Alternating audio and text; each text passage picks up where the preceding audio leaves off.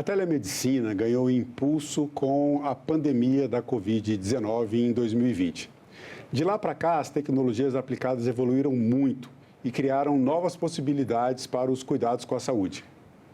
As normas e regras para a prática da telemedicina ou telesaúde também mudaram para garantir padrões de segurança e de qualidade, tanto para profissionais quanto para pacientes. Saúde é assunto de cidadania e é sobre isso que eu converso agora com o vice-presidente do Conselho Federal de Medicina, Dr. Giancarlo Cavalcanti. Dr. Giancarlo, muito bem-vindo ao programa Cidadania. Obrigado pela sua presença em nosso estúdio. Obrigado pelo convite. Acredito que seja um bom tema para a gente conversar. Sim, vamos começar traçando um pouco desse histórico, né, da telemedicina. Houve um avanço, sem dúvida, durante a pandemia da Covid-19, até por uma questão de necessidade, mas a telemedicina já era praticada no país antes mesmo de 2020. Né? De lá para cá, tivemos uma evolução. Como é que foi, do ponto de vista do Conselho Federal de Medicina, do ponto de vista dos profissionais de saúde, esse desenvolvimento da telemedicina e os impactos que isso trouxeram para a prática, para a saúde e, inclusive, para a saúde coletiva? Perfeito. A telemedicina, ela não é uma nova medicina, ela é uma ferramenta à disposição da medicina. E nós já tínhamos isso muito antes da pandemia, principalmente para levar o acesso aos médicos, o acesso à medicina a áreas remotas, áreas indígenas, né, áreas de população ribeirinha. Isso já estava muito bem estabelecido. Só que com a pandemia, a telemedicina ela passou a ser usada de maneira mais intensa. E aí percebeu-se que ela poderia ser usada também em áreas urbanas, também como uma ferramenta para levar assistência médica de maneira mais rápida, mais eficaz, para alcançar um maior número de pessoas. Então, eu posso falar que houve sim um salto na aplicabilidade da telemedicina após a pandemia. Agora, a mudança, embora seja medicina da mesma forma como o senhor colocou, essa mudança de ter o contato com o médico por mecanismos de comunicação digital, né, o contato online, para muita gente há uma certa resistência, porque é uma mudança, né, principalmente para gerações que se acostumaram às consultas presenciais, esse contato direto com o médico. Como é que vem se desenvolvendo essa relação, tanto de pacientes quanto dos profissionais de saúde, com a telemedicina? O temor maior era a perda da relação médico-paciente, desse contato mais próximo do médico com o paciente. Contudo, o Conselho Federal de Medicina recomenda que a primeira consulta seja preferencialmente presencial, justamente para estabelecer esse vínculo da relação médico-paciente. As demais consultas podem ser de maneira remota. Então, apesar de não ser uma obrigatoriedade, o médico pode decidir se a primeira consulta ele vai fazer presencial ou de maneira remota, é recomendável, o conselho recomenda que a primeira consulta seja presencial justamente por causa disso, para que a relação médico-paciente possa se tornar tão viva quanto antes. E no caso da formação dos profissionais, existem os profissionais que já estavam no mercado, que já vêm de antes, inclusive, desse avanço da telemedicina e que vem se adequando a essas novas tecnologias. E os estudantes de medicina hoje, aqueles que estão na faculdade, que já começam a ter a sua formação tendo como parte de uma realidade deles a prática da telemedicina que vem se expandindo. A gente pode falar um pouco sobre isso também. Mas como é que fica nessa questão da formação dos profissionais para o trabalho com a telemedicina? E aí eu incluo profissionais de saúde e os outros profissionais que fazem parte dessa cadeia para que o funcionamento seja o melhor possível. É o que alguns estudiosos chamam da dor da inovação. Tudo que é novo causa ansiedade, causa temor. de como se vai fazer aquilo. É verdade o que você falou, que os médicos que estão em formação agora já têm contato com telemedicina, mas aqueles médicos que têm um maior tempo de profissão, eles têm pouco contato ou nenhum contato com a telemedicina. E nesse caso é muito importante o aprendizado, é o que os americanos chamam de literacy e nós chamamos de letramento, que é justamente letrar o profissional para que ele possa trabalhar com essas novas tecnologias. Sem isso, fica mais difícil. Então, cabe às instituições médicas promover cursos, promover treinamentos, para que isso passe a ser uma coisa muito comum, muito presente no dia a dia do médico, sob pena desses médicos ficarem à margem da telemedicina e não praticarem, não utilizarem essa ferramenta. Agora, a telemedicina, a gente quando fala em telemedicina, cada pessoa vai entender de um jeito. Tem aqueles que entendem que a telemedicina pensam só na questão da consulta, tem os que pensam numa cirurgia, num procedimento médico. Eu queria que o senhor falasse um pouco sobre as diferentes modalidades, as principais modalidades de telemedicina, explicando um pouco como é que esse serviço de saúde funciona. Perfeito. As modalidades, elas são amplas. Então, nós podemos ter desde a teleconsulta, que é o médico com o paciente ali fazendo a consulta. Podemos ter também a teleinterconsulta, que é um médico consultando outro médico. Explico. Por exemplo, alguém que está na Amazônia e tem um paciente lá com problema de pele. Então, o médico da Amazônia pode consultar um profissional em Brasília, dermatologista, e o profissional de Brasília vai orientar aquele médico que está na Amazônia como proceder. É a famosa teleinterconsulta. Nós podemos ter também uma outra modalidade chamada de teletriagem, onde se faz a triagem de quais pacientes devem ir para qual unidade de saúde. Nós temos também o telemonitoramento, que agora com a inteligência artificial ele mudou bastante, que é você monitorar sinais vitais, por exemplo, do paciente à distância, batimento cardíaco, ritmo cardíaco, então é o telemonitoramento. Então nós temos essas modalidades de telemedicina, que inclusive a tendência é que esse número de modalidades eles aumentem com o tempo, com as novas tecnologias que estão à nossa disposição aí a cada dia. Quando a gente fala de saúde, cuidados com a saúde, de medicina, há uma máxima que se diz que é sempre melhor prevenir do que remediar. Então, a medicina preventiva, esses cuidados preventivos com a saúde, são melhores do que quando a pessoa já está doente e depois, muitas vezes, dependendo, inclusive, da patologia, isso pode complicar as chances de cura, enfim, todas as consequências que uma doença em estágio avançado trazem. A telemedicina, ela contribui para a medicina preventiva? Como isso funciona? Perfeito. Já sabemos, desde a famosa conferência de Alma-Ata, que foi uma conferência que chegou à conclusão de que a maior parte dos problemas de saúde poderiam ser resolvidos na atenção primária. Então, na prevenção, você evitar que a doença se instale. Então, a telemedicina, ela pode contribuir bastante nisso aí, através da orientação à população sobre como prevenir doenças, uma alimentação saudável, um sono adequado, e vacinação, orientar sobre vacinação, porque quando a população ela atende às orientações da atenção primária, claro que nós vamos ter muito menos doenças para tratar no futuro. Então, ela tem um papel fundamental de educar a população e de até triar a população em relação a coisas que a população não teria acesso se não fosse a telemedicina, porque, infelizmente, no Brasil, o acesso em determinadas áreas, não nos grandes centros, mas nas áreas mais remotas, o acesso à medicina é um acesso ainda muito difícil, por vários motivos, mas é um acesso muito difícil. Então, ela pode sim contribuir para a atenção primária e pode sim reduzir os atendimentos da medicina curativa. E do ponto de vista da gestão hospitalar, como é que a telemedicina, quais têm sido os impactos, ou melhor, da telemedicina dentro da gestão hospitalar, isso tanto no setor privado quanto no setor público? Olha, tem um impacto muito interessante, porque muitas vezes aquela queixa que o paciente apresenta, ele faz uma consulta por telemedicina, já se resolve ali, evita que ele procure um pronto-socorro, que ele ocupe, digamos assim, um lugar de um paciente mais grave, então aquele problema dele pode ser resolvido remotamente e com isso você vai ter menos fila nas unidades de atendimento e, teoricamente, só irá procurar a unidade de atendimento aquelas pessoas que realmente precisam. Porque como o paciente não tem algumas vezes não tem orientação, então ele acha que aquilo que ele está sentindo é uma coisa muito grave e que ele precisa ir ao hospital. E já com uma teleorientação, uma teleconsulta, a gente pode evitar que isso ocorra. A adesão por parte dos pacientes e, inclusive, a aceitação em relação às orientações médicas com a telemedicina, isso é facilitado também? Olha, no momento houve uma resistência por parte dos pacientes, eu diria até por parte dos médicos também, mas agora isso tem mudado e nós temos uma aderência melhor.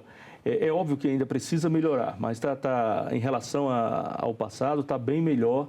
E porque havia sempre aquela quebra do primeiro contato com o médico, daquela confiança, então olho no olho, mas a aderência tem melhorado bastante, porque à medida que o conhecimento é difundido, então nós temos uma aderência melhor. Hoje, por exemplo, com a conectividade nas aldeias indígenas, por exemplo, nós temos internet via satélite, então isso tem sido um diferencial na saúde daquela população que antes não tinha acesso.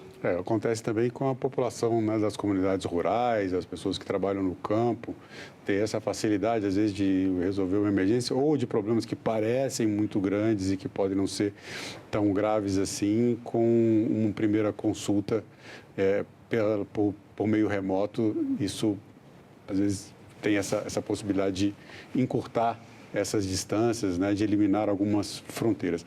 Agora, o senhor falou dessas mudanças tecnológicas e quando a gente fala de um tempo para cá, na verdade, num espaço curto de tempo, quando a telemedicina realmente ganhou um grande impulso em 2020, né, inclusive com uma lei federal que foi aprovada ali no início da pandemia, que oficializou, de certa forma, a prática da telemedicina. De 2020 para cá, as tecnologias avançaram muito rapidamente.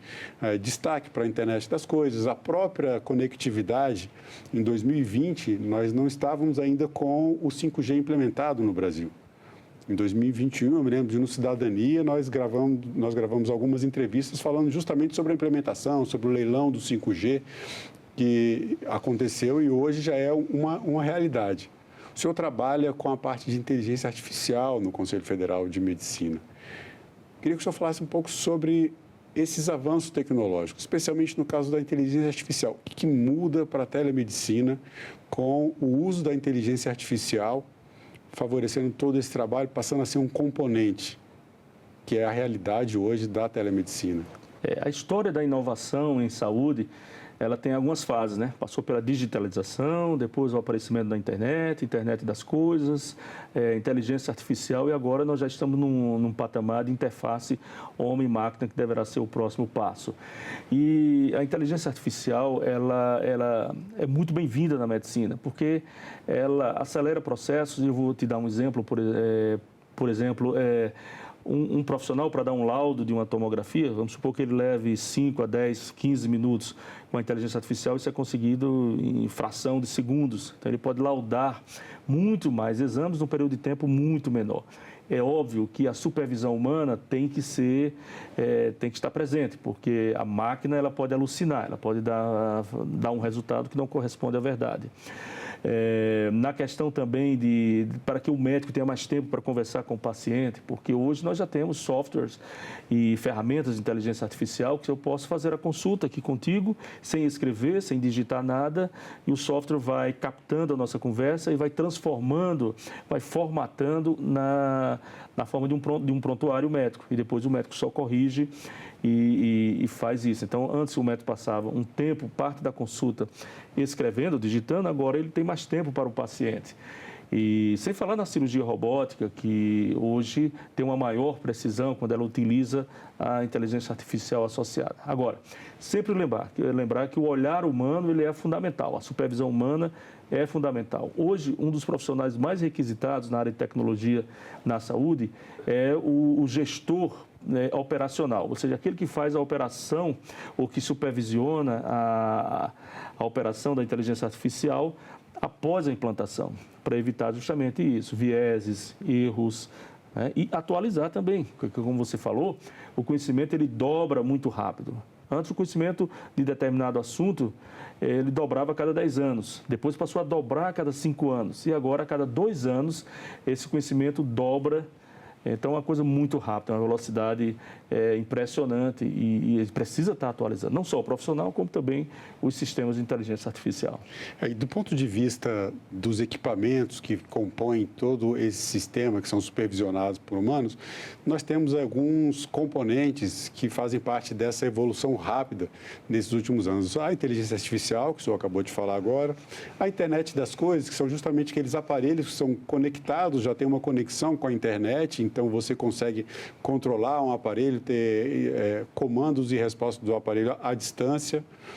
O Big Data, que são armazenamento de grandes quantidades de dados, processamento de grandes quantidades de informações e de dados também, que vão formando todo esse sistema, e o aprendizado de máquina, que são as máquinas inteligentes, que vão aprendendo à medida que são alimentadas com informações e que passam por processos como esse que o senhor acabou de falar aqui, de uma consulta em que a máquina está ali registrando a conversa do médico com o paciente e vai processando aquelas informações, formando ali uma base de dados. A gente poderia estar caminhando para um momento em que um atendimento médico ele poderia ser completamente automatizado? Olha, alguns acreditam que sim.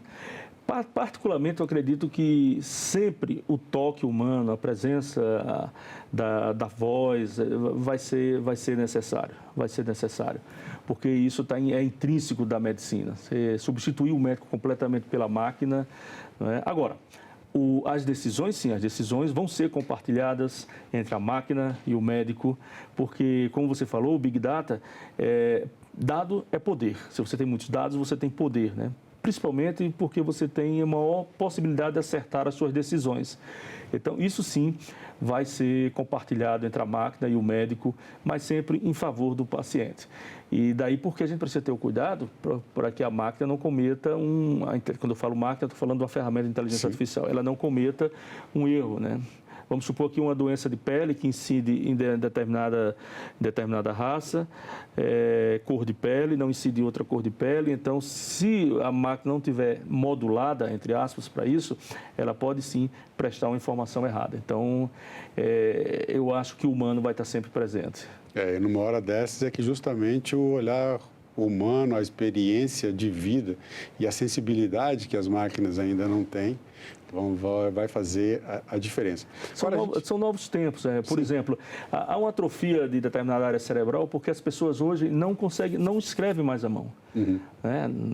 Hoje tem determinados lugares que não ensina mais, é tudo digitado. Então, aquela determinada área cerebral que era utilizada para escrever à mão, ela está atrofiada. Quem é que escreve à mão hoje? Pouquíssimas pessoas hoje escrevem à mão, né? Essas atividades fazem parte o que eu costumo dizer, né? No caso da telemedicina, eu vou trazer a importância tanto do padrão ouro da primeira consulta, aquela consulta presencial em que o médico cria um vínculo com o paciente, desse olhar humano para o paciente e para os resultados do trabalho que é feito por máquinas também, como isso faz a diferença. Então, avançar na tecnologia sem se perder das nossas origens e, né, de toda a experiência humana acumulada, que é um conhecimento acumulado.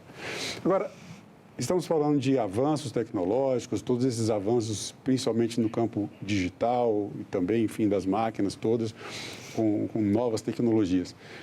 E dentro desse campo da telemedicina, desses avanços todos, existem os desafios éticos, os desafios jurídicos, os desafios relativos à segurança dos pacientes.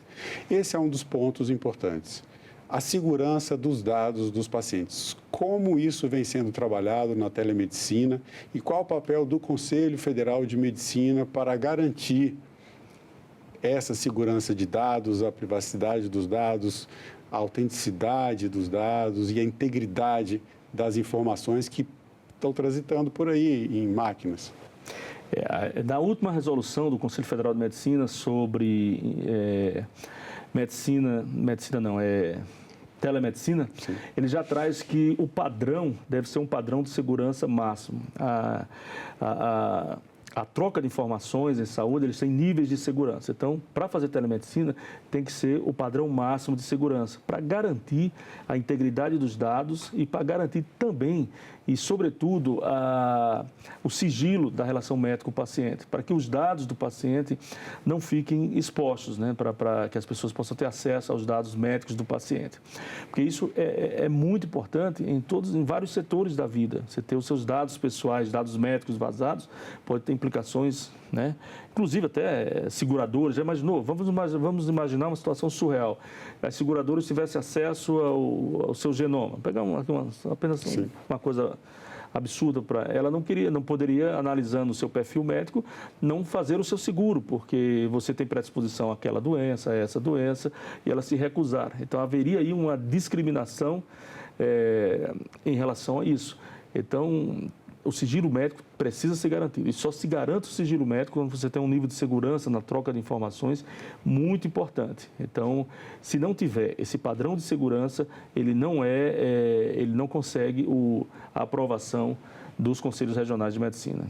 O Conselho Federal cuida de um aspecto fundamental da atividade de saúde, especialmente da atividade médica, que é a ética médica.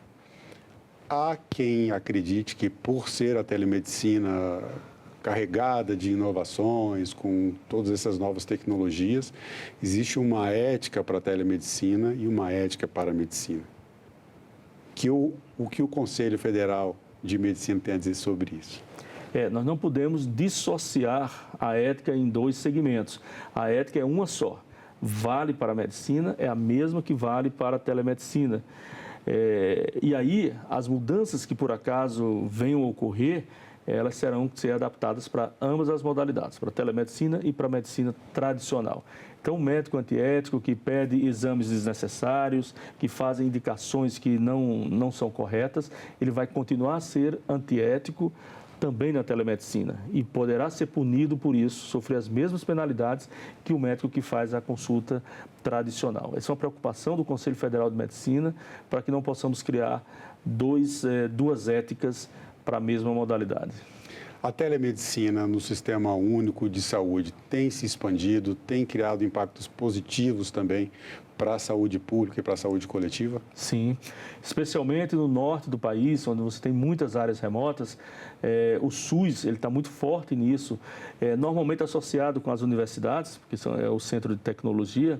Então, o Amazonas, tem o Acre, já tem experiências do SUS muito antigas e que realmente fizeram a diferença para a saúde populacional daquela região. E a padronização de equipamentos, padronização de procedimentos dentro da telemedicina acompanha mais ou menos o que existe já como chamados os protocolos da medicina? Como é que está o estado da arte dessa padronização em termos de equipamentos, conversas entre máquinas e inclusive entre os profissionais, principalmente tratando de um país continental, falando sobre profissionais de diferentes pontos do Brasil? Perfeito. Equipamentos, a Anvisa que faz a validação. O Conselho Federal de Medicina, ele não trabalha com equipamentos. Quem faz isso é a Anvisa, se aquele equipamento está validado, se aquele equipamento está aprovado para determinado uso, né? O que o Conselho Federal de Medicina vai fazer agora, num futuro bem próximo, é a regulação da atividade médica com a inteligência artificial. Nos mesmos moldes que a Justiça fez, que o CNJ fez, para que os juízes, para que não deixassem a corda solta quando os juízes utilizarem a inteligência artificial. Nós vamos fazer isso na medicina, sem engessar o desenvolvimento das startups, sem engessar a inovação, mas precisamos sim estabelecer limites para evitar abusos em relação à utilização da inteligência artificial, aqui no caso da telemedicina. Então, é muito importante esse aspecto. E uma visão de futuro, qual seria a visão do Dr. Jean Carlos sobre a telemedicina para os próximos 5 ou 10 anos no Brasil? Que impactos isso vai trazer para a saúde dos brasileiros? Eu acredito que a telemedicina e a inteligência artificial, elas irão acelerar o desenvolvimento na qualidade do atendimento ao nosso paciente. Então, o Brasil, que vem assim, a passos lentos, agora vai caminhar a passos largos E eu acho que todos, não apenas os pacientes, mas os médicos também serão beneficiados, a medicina será beneficiada, porque qual é o propósito? Atender a maior quantidade de gente com qualidade, com qualidade, no tempo adequado. Bom, doutor Giancarlo, a gente falando aqui de telemedicina, desses avanços tecnológicos, no começo do programa eu falei saúde é assunto de cidadania. E para o senhor, o que é cidadania? Cidadania é participação e equidade nos serviços. É dar mais a quem precisa de mais, dar menos a quem precisa de menos. Isso é cidadania, sempre com participação de todos os atores. Bom, doutor Giancarlo, eu quero agradecer mais uma vez a sua presença no nosso programa. Obrigado pelo seu tempo, por essa entrevista. Tá, nós que agradecemos. E eu agradeço também a você que acompanha a programação da TV Senado.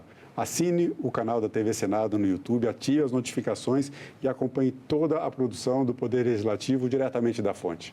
Na TV Senado, democracia todo dia.